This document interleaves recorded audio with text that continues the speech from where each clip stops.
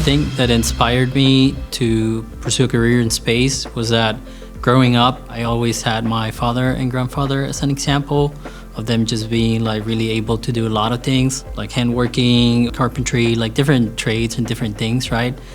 Didn't feel like there was something that would stop them. And then I have two older brothers and they went into engineering. So growing up, it's like, hey, I know I can be an engineer. So it was between like mechanical and aerospace. It's just aerospace sounds cooler. So I'm just gonna go and be an aerospace engineer.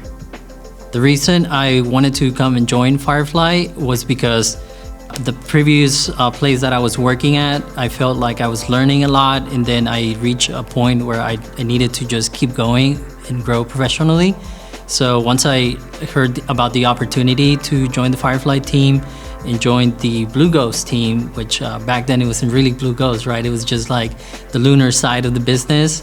I thought it was a great opportunity for me to see, hey, everything that I think I know that I've learned in the past 6 years, can I just go somewhere else where I know I'm gonna be the person that has to know all that and kind of prove to myself that I can do it. So it was a big challenge, but I felt it was a required step to keep growing.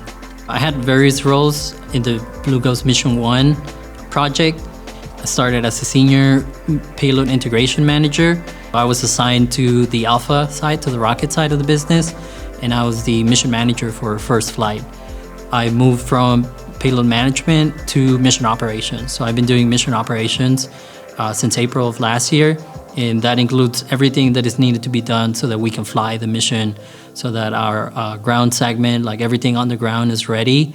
And once that we get to space, we know what to do and how to do it. I'm Jesus Charles, and we're landing on the moon.